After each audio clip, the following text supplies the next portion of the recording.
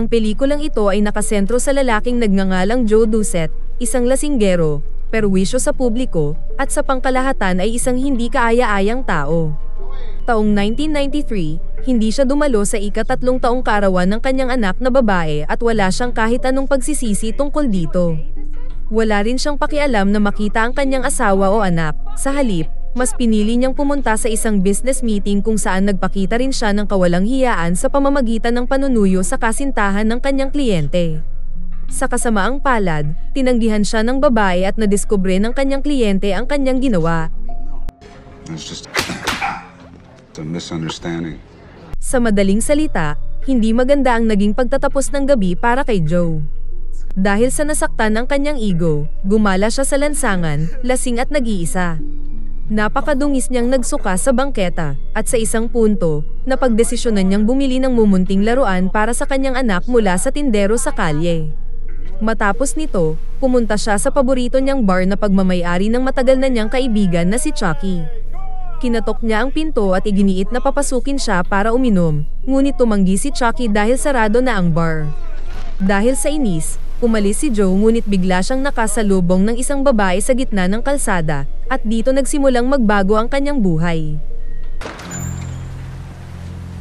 Sa sumunod na eksena, nagising si Joe sa isang kama, na waring katatapos lang makipagtalik sa babaeng nakilala niya sa lansangan. Habang papunta siya sa banyo upang umihi, maririnig ang tunog ng shower sa background at inakala ni Joe na naliligo ang babae. Ngunit nang suriin niya ang banyo, wala na ang babae. Bukod pa rito, napansin niyang puro puting kasuotan lamang ang laman ng aparador at nakalak ang pinto. Nagpanik siya at sumigaw para humingi ng tulong ngunit walang sumasagot. Maya-maya, isang tray ng pagkain ang isinilid sa maliit na pintuan sa ibaba ng pinto. Sinubukan niyang ipasok ang kanyang ulo at nakiusap na palayain siya, ngunit hindi siya pinansin. Tiningnan niya ang pagkain, isang pinggan ng dumplings mula sa Chinese restaurant at isang bote ng alak. Lumipas ang mga araw, at hindi nagbago ang pagkaing inihahatid sa kanya. Na-frustrate siya, ngunit sa kalaunan, napagtanto niyang wala siyang magagawa kundi tanggapin ang kanyang kapalaran bilang isang bilanggo sa misteryosong kwartong ito. Isang araw, habang nanonood ng fitness video at pinapaligaya ang sarili, biglang lumabas ang puting usok mula sa mga vents na nagdulot sa pagkawala niya ng malay. Pumasok ang mga hindi nakikilalang tauhan sa kwarto at kumuha ng DNA samples mula sa kanya. Sa sumunod na eksena, nalaman niyang ginahasa at pinatay ang kanyang asawa, kaya ang kanyang 3 taong gulang na anak na si Mia ay ipinaampon. Ayon sa balita, ang mga ebidensya sa crime scene ay nagtuturo kay Joe bilang may sala. Sa madaling salita, ang mga taong pumasok sa kanyang kwarto ay kumuha ng kanyang DNA at itinanim ito sa crime scene upang ipalabas na siya ang salarin sa pagpatay sa kanyang asawa. Galit na galit si Joe sa sitwasyon, alam niyang wala siyang kasalanan at tinatanong ang sarili kung bakit ito nangyayari sa kanya at sino ang nasa likod ng lahat ng ito. Dumaan ang mga buwan at sa sobrang kalungkutan, gumuhit siya ng isang pangit na mukha gamit ang sarili niyang dugo sa kanyang unan. Bukod pa rito, naging kaibigan niya ang isang puting daga sa loob ng kwarto hanggang sa isang araw ay nanganak ang daga. Nakatulog si Joe katabi ang kanyang mga alagang daga ngunit paggising niya, wala na ang mga daga. Litong-lito siyang bumalik sa silid at nakita niyang may bagong tray ng pagkain. Ngunit sa pagkakataong ito, iba ang pagkaing nakahain sa plato kung saan ito mismo ang daga na inalagaan niya at mga anak nito. Lumipas pa ang ilang araw, sinubukan ni Joe wakasan ang sariling buhay ngunit nabigo siya dahil muli siyang inusukan ng puting gas. Nang magising siya, nakabenda na ang kanyang mga sugat. Lumipas ang maraming taon, at tanging ang telebisyon sa loob ng silid ang nagsilbing bintana niya sa labas ng mundo. Doon niya napanood ang balita tungkol sa kanyang anak na si Mia. Napangiti siya nang malamang inampun ito ng mabubuting magulang at lumaking mahusay sa pagtugtog ng cello. Nagbigay ito sa kanya ng bagong pag-asa. Kaya sinimulan niyang sumulat ng mga liham para kay Mia, umaasang isang araw, kapag nakalaya siya, mababasa ito ng kanyang anak. Hindi lang iyon, tumigil na rin siya sa pag-inom ng alak at nagsimulang mag-ehersisyo hanggang sa tuluyang maging physically fit ang katawan niya. Sinimulan din niyang markahan ang mga taong lumilipas sa pamamagitan ng pagtatato sa kanyang sarili gamit ang isang karayom. Matapos ang halos 2 dekada na pagkakakulong sa silid, nakaisip si Joe ng isang plano sa pagtakas. Araw-araw, unti-unti niyang kinayod ang semento sa gilid ng mga bricks sa dingding ng banyo at isa-isang inalis ang mga ito. Sa ika-20 taon, nagawa niyang lumikha ng butas na kasya siya. Gumapang siya rito at sinundan ng isang madilim na lagusan hanggang sa marating niya ang dulo, at sinipa ang daanan palabas. Bumalik si Joe sa silid upang kunin ang mga liham na isinulat niya para sa kanyang anak na babae, eksakto nang magsimulang ipalabas sa telebisyon ang isang panayam kay Mia na ngayon ay isa ng ganap na dalaga. Sa panayam, sinabi ni Mia na kung buhay pa ang kanyang ama na si Joe, handa siyang subukang patawarin ito kahit na pinatay nito ang kanyang ina. Habang emosyonal sa panunood ng telebisyon, muling pinuno ng puting usok ang silid, at nawalan ulit ng malay si Joe. Sa sumunod na eksena, nagising siyang nasa loob ng isang kahon sa gitna ng parang. Kasama niya ang kanyang mga liham, isang bungkos ng pera, at isang smartphone na may countdown timer. Paglabas niya sa kahon, nakita niya ang isang babae na may dalang parehong dilaw na payong na nakita niya noong gabi ng kanyang pagkakadukot. Sinubukan niyang sundan ito, ngunit hinarang siya ng isang grupo ng mga football player na inakalang inaabuso niya ang babae. Gamit ang kanyang mga pinagsanayan sa kulungan, madali niyang natalo ang mga manlalaro bago muling magpatuloy.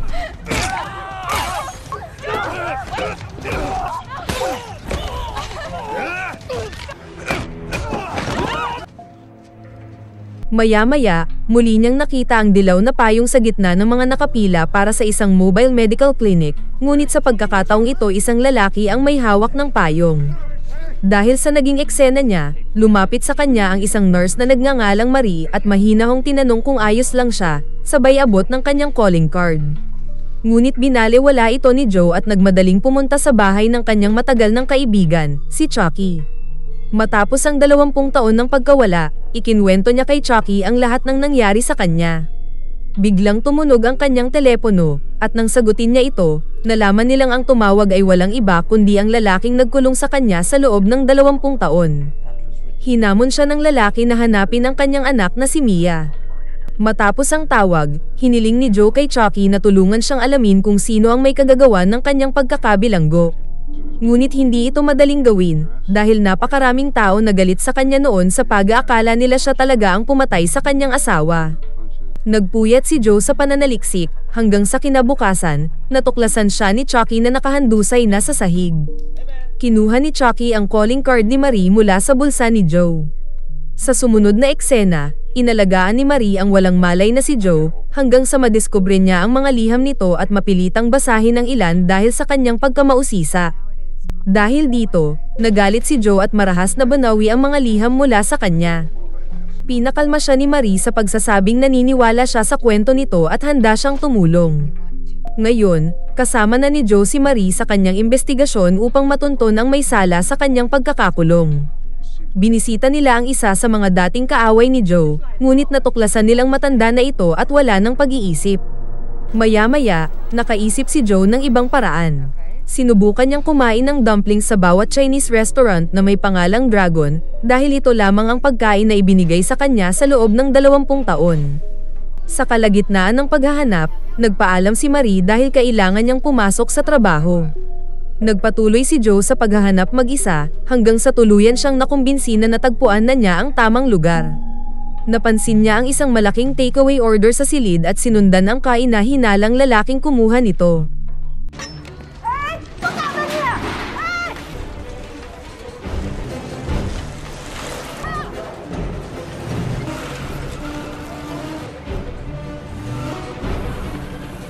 Nang makapasok si Joe sa gusali kasama ang lalaki, pinatay niya ang lalaki at nagkunwaring siya ito upang makapasok.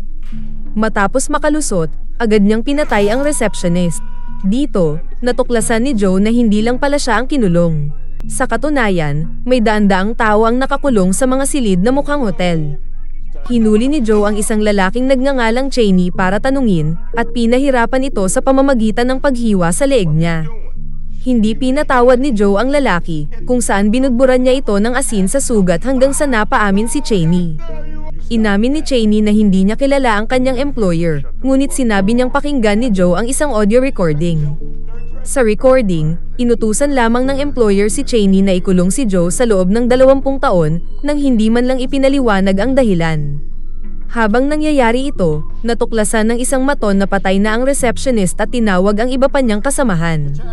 Pinagtulungan nilang tambangan si Joe kaya napilitan siyang lumaban. Dito ipinakita ni Joe ang mga natutunan niya mula sa pagkakakulong sa kakaibang silid. Sa huli, nanalo si Joe sa laban, ngunit nagtamo siya ng sugat mula sa saksak sa likod. Pagkalabas niya ng gusali ay bigla siyang hinimatay, at isang misteryosong lalaki ang dumampot sa kanya at iniwan siya sa harap ng bar ni Chucky sa hindi malamang dahilan. Si Marie at isa pang nurse ang nag-asikaso sa sugat ni Joe. Kalaunan, narinig ni Joe ang pagtatalo ni Marie at ng kanyang kaibigan. Naniniwala ang kaibigan ni Marie na dapat na siyang tumigil sa pagtulong kay Joe dahil mukhang delikado ito. Ngunit nananatili pa rin si Marie sa kanyang desisyon dahil sa kanyang kabutihan at pagiging walang pag-iimbot. Matapos nito, nanatili muna si Joe sa bar ni Chucky, kung saan sa wakas ay nakaharap niya ang misteryosong lalaking matagal na niyang hinahanap. Walang pakialam na kinausap ng lalaki si Joe, kaya't sa galit, sinubukan siyang atakihin ni Joe. Gayunpaman, natalo siya ng tapat na bodyguard ng misteryosong lalaki. Nagbigay ang misteryosong lalaki ng 2 hamon kay Joe na kailangan niyang tapusin sa loob ng 48 oras. Una, dapat niyang malaman ang tunay na pagkakakilanlan ng misteryosong lalaki. Pangalawa, dapat niyang alamin kung bakit siya kinidnap at ikinulong sa loob ng 20 taon. Kapag nahanap ni Joe ang sagot sa loob ng 2 araw, nangako ang lalaki na bibigyan siya ng $20 milyong na halaga ng mga diamante. Mas lalong naging kakaiba ang sitwasyon dahil ipinangako rin ng lalaki na papatayin niya ang sarili sa harapan ni Joe. Bago umalis, ipinaalam niya kay Joe na balak gantihan ni Cheney at ng kanyang mga tauhan si Marie dahil sa ginawa niya kay Cheney. Dahil dito, dali-daling pumunta si Joe upang tulungan si Marie, ngunit nahuli siya ng mga tauhan ni Cheney. Ngunit nakatanggap si Cheney ng tawag mula sa misteryosong lalaki, inaalok siya ng malaking halaga ng pera kapalit ng pagpapalaya kay Joe. Sa puntong ito, makikita natin si Joe at Marie na may malalim ng koneksyon para sa isa't isa.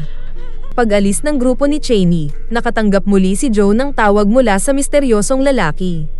Napansin niyang palaging may parehong tunog na ringtone ang naririnig niya tuwing tumatawag ang misteryosong lalaki. Kinuha ni Marie ang kanyang telepono at ginamit ang Shazam upang hanapin ang ringtone. Natuklasan nila na ang ringtone ay ang himno ng Evergreen Academy, isang paaralang pinasukan ni Joe noong bata pa siya. Sinubukan nilang hanapin ang paaralan sa internet, ngunit hindi na ito naa-access dahil sarado na ito. Sa kabutihang palad, nahanap nila ang dating punong guro ni Joe, kaya nagpasya silang dalawin ito. Nagpanggap si Marie bilang isang investigador na nais patunayan ang pagiging inosente ni Joe sa kaso ng pagpatay sa kanyang asawa, habang si Joe ay palihim na pumasok sa bahay upang magnakaw ng isang yearbook. Dito natin nalaman na marami palang kaaway si Joe noong bata pa siya dahil sa isa siyang bully. Biglang napansin ni Joe ang larawan ng isang lalaking nagngangalang Adrian Price at may biglang kumonekta sa kanyang isipan. Matapos ang kanilang pagbisita, nagpahinga muna sila at nagayos ng sarili. Ang tensyon sa pagitan nila ay umabot sa sukdulan, kaya't nauwi ito sa isang matinding pagtatalik. Lingid sa kanilang kaalaman na may nakatagong kamera pala sa kanilang silid, na lihim na inilagay ng misteryosong lalaki. Samantala, sa bar, nagsasaliksik si Chucky na dating kaklase ni Joe sa Evergreen. Natuklasan niya ang isang bagay sa internet na agad niyang gustong sabihin kay Joe, ngunit abala pa si Joe sa ibang bagay. Hindi alam ni Chucky, minamanmanan ng misteryosong lalaki ang tawag niya. Ang lalaking ito, na si Adrian Price nga, ay nagalit nang tawagin ni Chucky ang kanyang kapatid na Pokpok. Dahil dito, nagpasya siyang bisitahin si Chucky. Kinagabihan, si Joe at Marie na hindi alam ang nangyari kay Chucky, ay palihim na pumasok sa paaralan at sinuri ang mga lumang talaan ng paaralan. Dito natagpuan ni Joe ang record ng kapatid ni Adrian, si Amanda. Habang bumabalik ang kanyang alaala, naalala niyang madalas niyang binubuli noon si Amanda. Dito niya tuluyang napagtanto na ang lalaking nagkulong sa kanya ay walang iba kundi si Adrian Price, ang dati niyang kaklase na kapatid ni Amanda. Nakumpirma niya ito dahil noong kabataan pa niya, nakita niyang may kasamang lalaki si Amanda sa loob ng greenhouse ng paaralan. Sa kasalukuyan, nagpatuloy sa pagsasaliksik sina Joe at Marie at nalaman nilang lumipat ang pamilya Price matapos ang pangyayaring iyon. Nang maglaon, pinatay ng ama ang kanyang asawa, ang kanyang anak na si Amanda, at tinapos ang sariling buhay habang iniwan ng malubhang sugatang si Adrian. Sa pagtatapos ng kanilang pananaliksik, natagpuan ni na Joe at Marie ang isang paketeng ipinadala ng misteryosong lalaki na ngayon ay alam na nating si Adrian Price. At sa loob nito ay ang putol na dila ni Chucky. Hindi lang iyon, ipinaalam ni Adrian kay Joe ang isang lugar kung saan sila magtatagpo at sinabi niyang hawak niya ang anak ni Joe. Dahil sa matinding galit at pagnanais na makita ang kanyang anak, agad na umalis si Joe. Sinubukan siyang pigilan ni Marie dahil sa kanyang pag-aalala sa kaligtasan ni Joe, ngunit matigas ang ulo nito. Kalaunan, nagkaharap sina Joe at Adrian at sa pagkakataong ito, napatay ni Joe ang tapat na bodyguard ni Adrian. Matapos noon, nasagot ni Joe ang unang tanong kung sino nga ba si Adrian Price.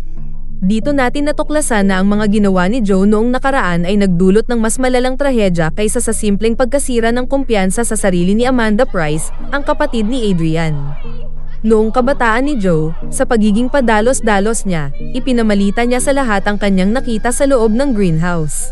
Dahil dito, nagalit ng husto ang ama ni Adrian dahil itinuring niya itong kahihiyan sa pangalan ng kanilang pamilya. Sa labis na hiya, isang araw ay tuluyan nang nawala sa sarili ang ama ni Adrian at nagpasya siyang patayin ang buong pamilya bago kitilin ang sarili niyang buhay. Si Adrian lamang ang nakaligtas dahil hindi tumago sa kanyang puso ang bala. At para sa isang mas madilim pang twist, naramdaman ng ama ang matinding kahihiyan hindi lang dahil ang anak niyang si Amanda ay nakikipagtalik sa isang mas matandang lalaki sa loob ng greenhouse. Kundi dahil ang lalaking iyon ay mismong siya, ang kanilang sariling ama. Dahil natuklasan ni Joe ang lahat, ibinigay ni Adrian sa kanya ang 20 milyong dolyar na halaga ng mga diamante, gaya ng ipinangako. Hindi lang iyon, dinala rin siya ni Adrian sa isang silid upang makita ang kanyang anak. Dinala si Joe sa isang kwarto na mukhang isang TV studio, at dito isiniwalat ni Adrian ang isang nakakagulat na katotohanan.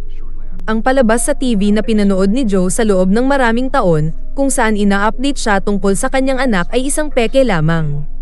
Sa buong panahong iyon, kumuha si Adrian ng isang aktres upang magpanggap bilang si Mia. Sa labis na galit, tinanong ni Joe kung nasaan ang tunay niyang anak.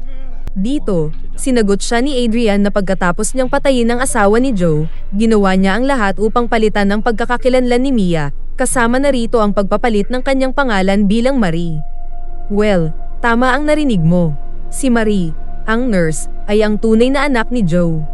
Sa buong panahong ito, plinano ni Adrian hindi lang ang pagpapakulong kay Joe, kundi pati ang muling pagtatagpo nila ng kanyang anak.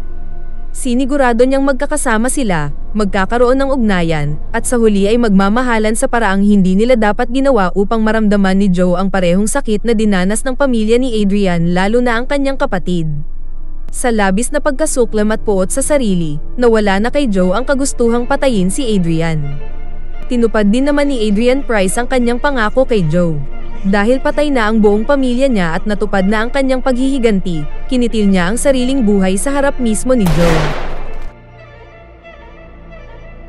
Nagwawakas ang pelikula sa eksenang iniwan ni Joe ang isang liham ng pamamaalam kay Marie kasama ang mga diamante. Sa sulat, sinabi niyang hindi na niya kayang makita pa si Marie, at may nagawa siyang walang kapatawaran kaya kailangan niyang parusahan ang kanyang sarili. Sa huling eksena, makikita natin si Cheney, ang tagapamahala ng silid, na natanggap ang mga diamante.